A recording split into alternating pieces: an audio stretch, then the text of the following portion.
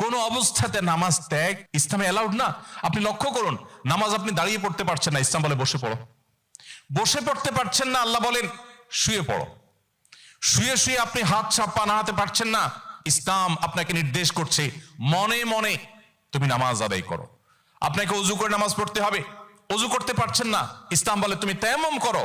আপনি তায়াম্মুম করতে যদি অপারগ হন, তায়াম্মুমের ব্যবস্থা নাই, ওযুর ব্যবস্থা নাই, তাহলে যে অবস্থা আছেন সে অবস্থা আপনাকে নামাজ আদায় করতে হবে।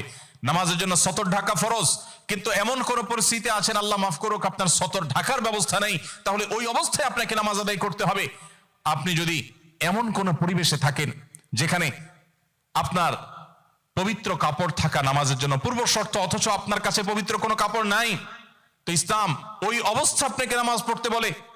কেবলার দিকে ফিরে নামাজ পড়া ফরজ, কিন্তু কেবলা কোন দিকে আপনি জানেন না, জানার কোনো উপায় নাই, কাউকে জিজ্ঞেস করেও জানার ব্যবস্থা নাই, আপনার কম্পাসেরও সার্ভিস আপনার কাছে নাই, কোনোভাবে কেবলা নিরূপণ আপনি করতে পারছেন না।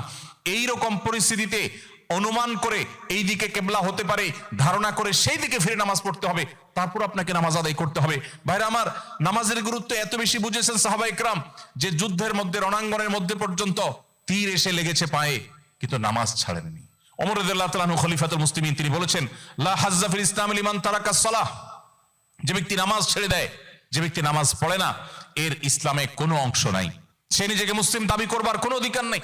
এজন্য ভাইরা আমার, আপনি অন্য অনেক কিছুতে ছাড় পাবেন, রোজা রাখতে পারছেন না, আল্লাহ রাব্বুল আলামিন কোরআনে কারিমে বলেছেন ওয়া আলাল্লাযিনা ইউতিকুনাহু ফিদিয়াতু তুআমু মিসকিন। কিছু মানুষ রমজানে এমন অবস্থা আছেন যে এখন রোজা রাখতে পারছেন না, তাদেরকে আল্লাহ বলেছেন ফামান কানা মিনকুম মারিদান আও আলা সাফারিন ফাইদ্দাতুম মিন আইয়ামিন উখার। কেউ যদি অসুস্থতার কারণে, সফরে থাকার কারণে রোজা রাখতে কষ্ট হয়, তাহলে সে রমজানের রোজা না রেখে এই কয়েকটা রোজা, যেগুলো সফর কিংবা অসুস্থতার কারণে, কারো জ্বর হয়েছে, অসুস্থ হয়েছে, রোজা রাখাটা টাফ হচ্ছে, তার পানি পান করতে হবে, তাকে মেডিসিন নিতে হবে, না হলে তার বিপদ হতে পারে, এইরকম সিরিয়াস পর্যায়ে অসুস্থ হলে আল্লাহ তাআলা তার জন্য কোরআনে বিধান দিয়েছেন সে এই রোজাগুলো ভেঙে রমজানের বাইরে অন্য সময় রোজা রাখতে পারবে।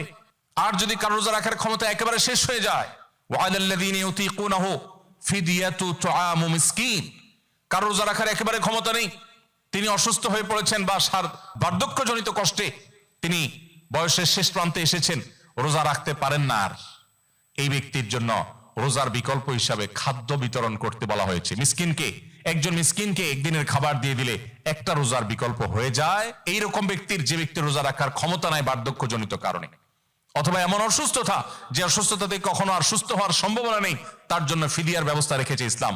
কিন্তু নামাজের ব্যাপারে ইসলাম কোনো বিকল্প দেয় নাই।